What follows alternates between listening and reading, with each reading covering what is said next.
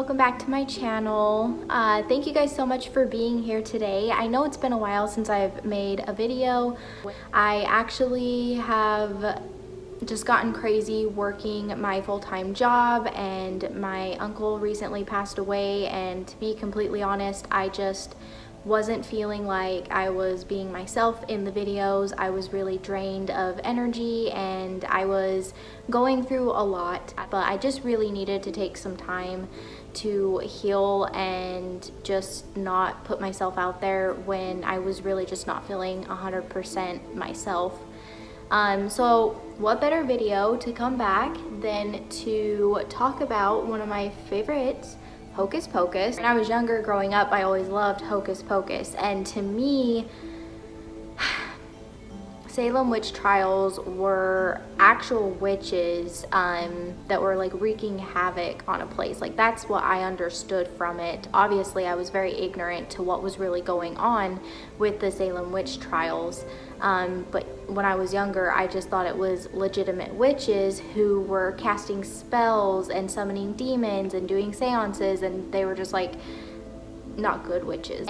But I was obviously very uninformed, and when I was 16 years old, we actually read The Crucible in my high school English class, and we did a fun little activity with it where we got to kind of be picked out as parts, and we only read when it was that specific person talking in The Crucible.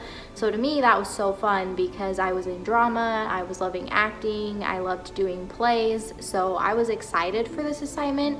But the more that we got into it and the more I read, the more I realized how awful of a situation the Salem Witch trials really was. It was an awful thing that happened to young girls, and they didn't know what to make of it, so they just jumped to the next conclusion, which was women casting spells and curses and summoning demons possessing these girls. So I'm actually going to get into some of the historical facts behind what the Salem Witch trials was, as well as talk a little bit to you guys about what theories are of what actually was going on during the Salem Witch trials, why these girls were acting the way that they were acting, and just basically the wrongdoings that these poor innocent people went through. It wasn't just women that were being accused of being witches. Men were getting accused as well. They were torturing them in some of the most awful ways. There were so many innocent people who were killed as witches, and there were a lot of people who refused to admit that they were a witch or that they were practicing witchcraft because they were not. But because they weren't admitting it, they were getting tortured and then killed. It was just, I can't tell you how awful this whole story actually is, but I think everybody really should have a true understanding of what the Salem Witch trials were. And I know from other people who've gone to Salem, they would want to go to try and see the Hocus Pocus places, as well as just get into the history of what happened with the Salem Witch trials. And I've been told it is a tourist trap mess. It doesn't really have much history to it. I know that there was a fire that burnt down a lot of the historical buildings and stuff like that, so they don't have a lot to go off of. But also, some of the tours that you do go on, you have to pay money to go through all these historical buildings, and then they don't even have accurate facts. And I know this because the person who told me this is a very smart person and they know their stuff. So the fact that they went in there and said that the facts that were in these tours and everything were absolutely incorrect is just, it's too bad. You need to know the real story to fully understand what happened in Salem in the 1600s and what happened to these poor innocent people and why it just was not okay. And as much as it's talked about and it's fantasized about, and people who really are into witches and stuff, they really talk about the Salem Witch trials. I know that there are a lot of witches today, and there's nothing wrong with that, but I don't think we should paint this in a light that like these were actual people practicing witchcraft. There were innocent people who lost their lives, and for people to claim that they really were witches, to me it's ignorant, and to me it's disrespectful. there were so many innocent people who were wrongfully accused and lost their lives, and I just don't think we should keep condoning that we think that they were really witches or that there was witchcraft going on at that time, because there wasn't. There just wasn't, and these were innocent people. So I'm actually going to get into why I don't think that witchcraft played into this at all. When something weird happened in the community, their first reaction was it had to be possession, it had to be of the devil. Any little thing that you did was of the devil that wasn't up to their standard. It was obviously the 1600s. They weren't educated like we are now. They couldn't grab their phone and Google things to see what the heck is going on and why these young girls were acting the way that they were acting. But it was definitely lack of knowledge that led to a bunch of innocent people being murdered. And that's just kind of what it comes down to. So I'm just going to kind of get into a little bit of the historical facts, just give a little bit of information and tell you guys what happened. I'm going to share the information down below of where I got all of my facts and stuff from. So let's get right into it. I know I rambled a little bit, but I hope you guys enjoy it. So thank you guys so much, and here we go into the history behind the Salem Witch trials. Okay, so I actually did take notes, so if you see me looking down, it's because I just don't want to portray any of the information incorrectly. I want to tell you guys exactly what I had written down instead of paraphrasing it or saying something wrong. So I want to give the actual information of the Salem Witch trials without like misspeaking or saying something incorrectly. The Salem Witch trials were a series of hearings and prosecutions of people accused of witchcraft in colonial Massachusetts between February 1692 and May 1693. More than 200 people were accused, so 30 of them were found guilty, 19 of them were killed. It's more than half of them were actually killed, and nobody was actually practicing witchcraft.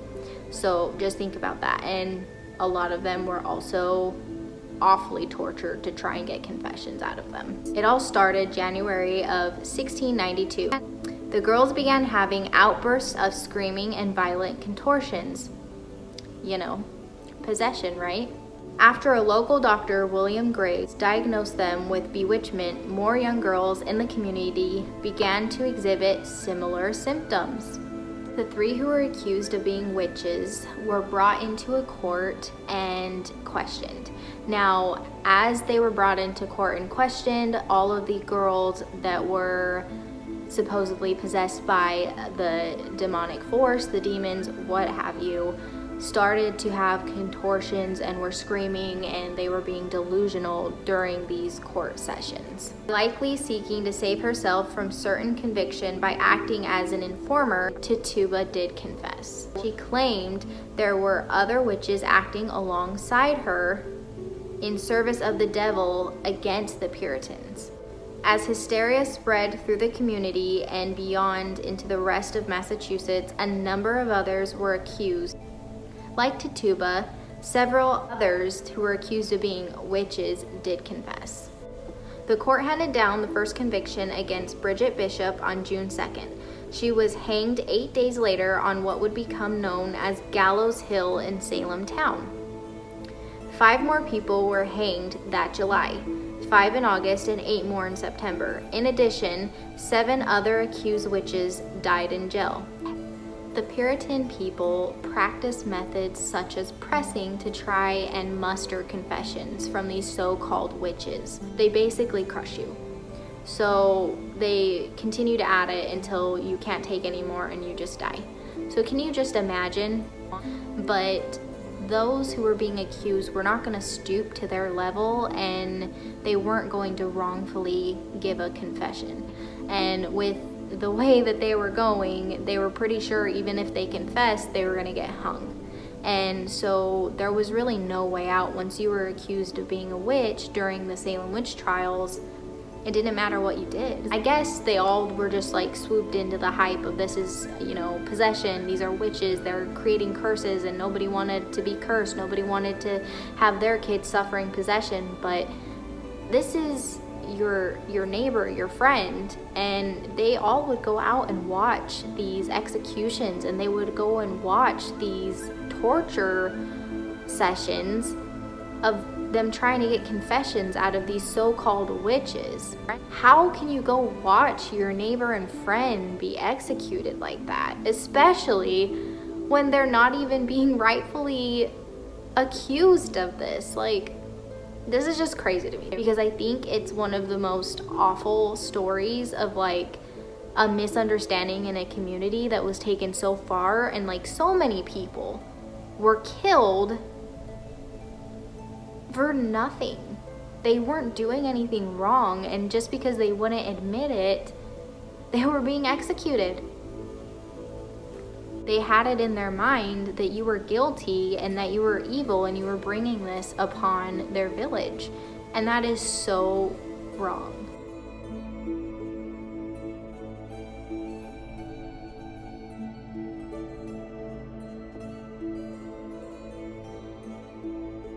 So the theory that I want to talk about before I wrap the video up is actually what I came across while I was reading this article, which I thought was absolutely insane. I've heard a lot of theories where they think it's just the teenage girls were being evil. They had a hidden agenda as to why they were accusing these men and women and children of being witches, is they were either seeking revenge, or these were people that had wronged them, or they were just spoiled in a way that if this person told them no or didn't give them what they wanted, they were angry at them.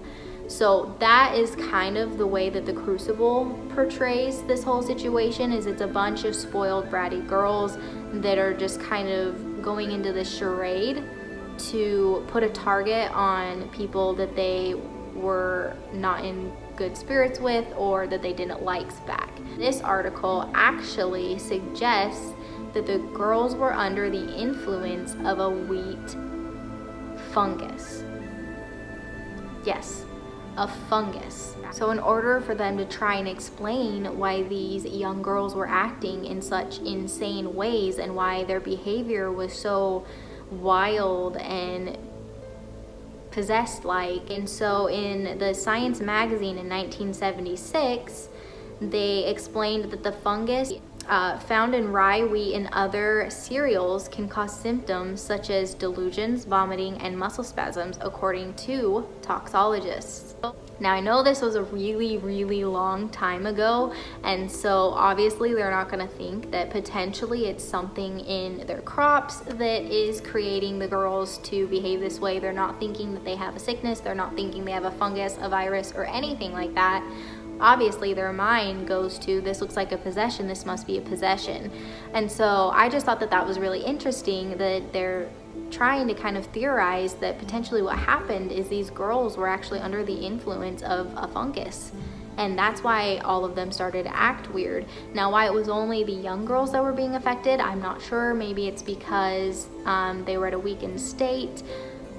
I'm not sure. I thought that that would be something to include in the video as something to consider, but yeah, it's crazy. So potentially these girls could have been reacting to a fungus in their bread, in their flour, you know, everything that they're using to cook at that time, and it blew up into this whole demonic possession type situation. Who knows what really happened in 1692?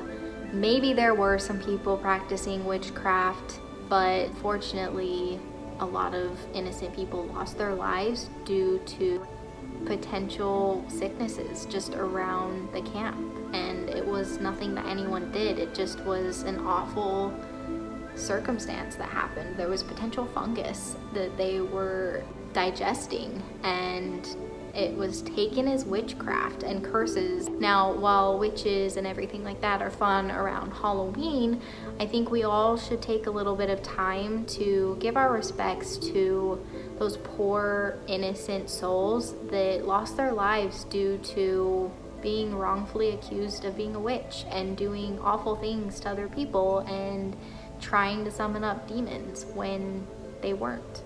Okay, you guys, well, that's all I have for today's video. I really hope you guys enjoyed this video. I hope you guys go and watch Hocus Pocus and have a newfound understanding for the history and backstory as to where this wonderful, iconic movie was actually formed from.